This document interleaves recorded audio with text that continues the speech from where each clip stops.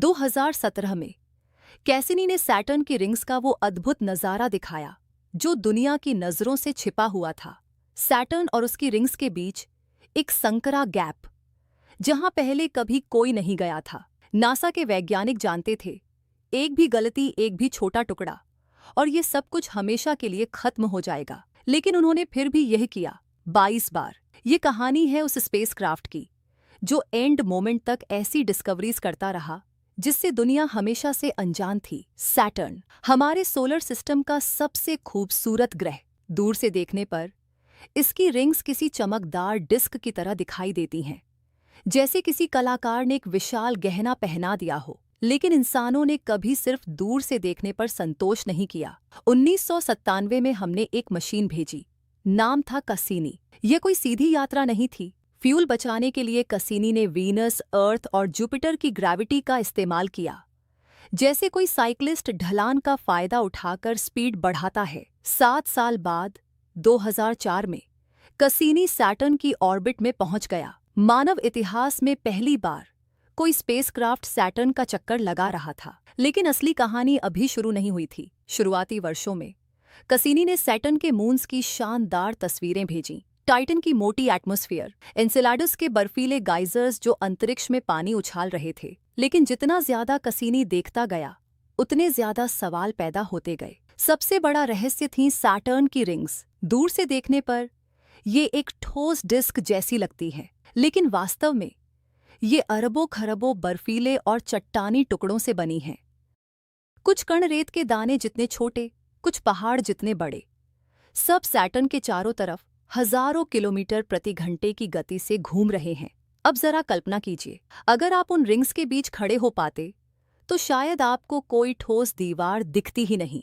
कई जगहों पर कणों के बीच इतनी दूरी है कि आप आराम से निकल सकते हैं, लेकिन दूसरी जगहों पर एक गलत दिशा और टकराव तय। यही कारण था कि रिंग्स के करीब जाना बेहद जोखिम भरा था। लेकिन कसीनी ने कुछ और खोज निकाला जो वैज्ञानिकों को भी चौंका देगा। कसीनी ने पाया कि सैटर्न की रिंग्स वास्तव में बहुत पुरानी नहीं हैं। लंबे समय तक वैज्ञानिकों को लगता था कि ये रिंग्स सोलर सिस्टम जितनी पुरानी होंगी, 4 अरब साल। लेकिन कसीनी के डेटा ने कहा, नहीं, ये अपेक्षाकृत युवा हो सकती हैं। शायद किसी टूटे हुए मून या धूमकेतु के अवशेष जो करोड़ों साल पहले सैटर्न के पास बिखर गए। और फिर कसीनी ने कुछ ऐसा खोजा जिसकी किसी को उम्मीद नहीं थी। सैटर्न अपनी रिंग्स को खा रहा है, धीरे धीरे। हर रोज सैटर्न का ग्रेविटी फील्ड लगातार रिंग पार्टिकल्स को अपनी ओर खींच रहा है। बर्फ और धूल के सूक्ष्म कण ग्रह की एटमॉस्फेयर में गिर रहे हैं। वैज्ञानिक इसे रिंग रेन कहते हैं। इसका मतलब वो शानदार रिंग्स जो आज हमारी किताबों और स्क्रीन पर चमकती हैं, अस्थायी हैं। अगर कोई सभ्यता सैकड़ों करोड़ वर्ष बाद सैटर्न को देखे तो संभव है कि उसे वे खूबसूरत रिंग्स दिखाई ही न दें।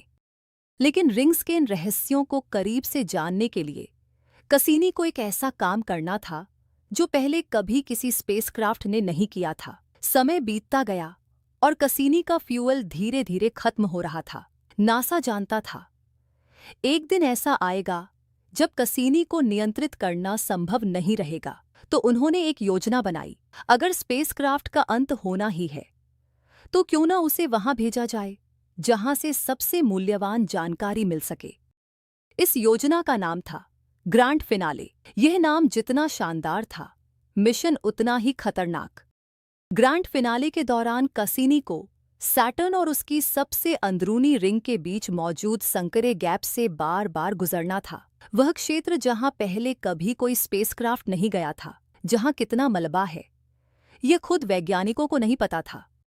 अगर किसी बड़े कण से टक्कर हो जाती तो मिशन उसी पल खत्म। 2017 में वह ऐतिहासिक दिन आया। कसीनी ने अपनी एंटेना को ढाल की तरह आगे घुमा लिया। जिसका काम पृथ्वी से संपर्क रखना था, वही इस बार शील्ड बन गया, ताकि अगर कोई कण टकराए तो पहले एंटेना पर लगे। और फिर कसीनी उस अज्ञात क्षेत्र में प्रवेश कर गया। पृथ्वी पर बैठे वैज्ञानिकों के लिए यह सबसे कठिन समय था। सैटर्न पृथ्वी से 1.5 अरब किलोमीटर दूर था।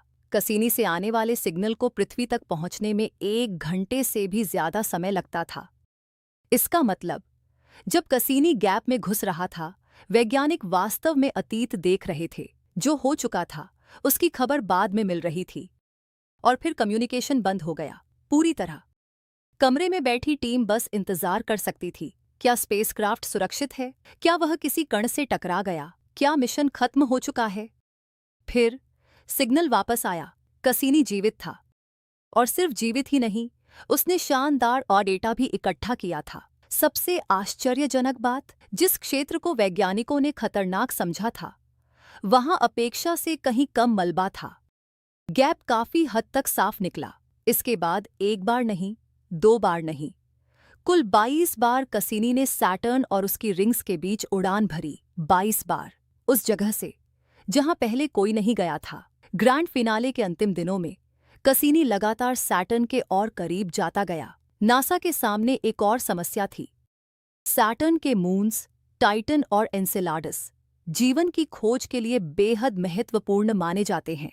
वैज्ञानिक नहीं चाहते थे कि नियंत्रण खोने के बाद कसीनी कभी गलती से इन मून्स पर गिर जाए और पृथ्वी के सूक्ष्म जीव वहां पहुंचा दे। इसीलिए एक अंतिम निर्णय लिया गया, कसीनी को सैटर्न में ही समाप्त कर दिया जाएगा। कसीनी ने अपनी आखिरी डाइव शुरू की। वह सैटर्न की एटमॉस्फेयर में प्रवेश कर गया। ऊपरी एटमॉस्फेयर पतली थी, लेकिन जैसे जैसे स्पेसक्राफ्ट नीचे गया, हवा का घर्षण बढ़ता गया। छोटे छोटे फोर्सेस उसे हिलाने लगे। कसीनी के थ्रस्टर्स लगातार उसे स्थिर रखने की कोशिश कर रहे थे। एटमॉस्फेयर और घनी होती जा रही थी। थ्रस्टर्स ड्रैग का मुकाबला नहीं कर सके। स्पेसक्राफ्ट नियंत्रण खोने लगा। फिर भी अंतिम क्षण तक कसीनी डेटा भेजता रहा। लगभग 20 वर्षों तक अंतरिक्ष में यात्रा करने वाला, अरबों किलोमीटर दूर जाकर एक पूरी दुनिया को हमारे सामने खोल देने वाला स्पेसक्राफ्ट अब अस्तित्व में नहीं था। आज भी वैज्ञानिक कासिनी द्वारा भेजे गए डेटा का अध्ययन कर रहे हैं।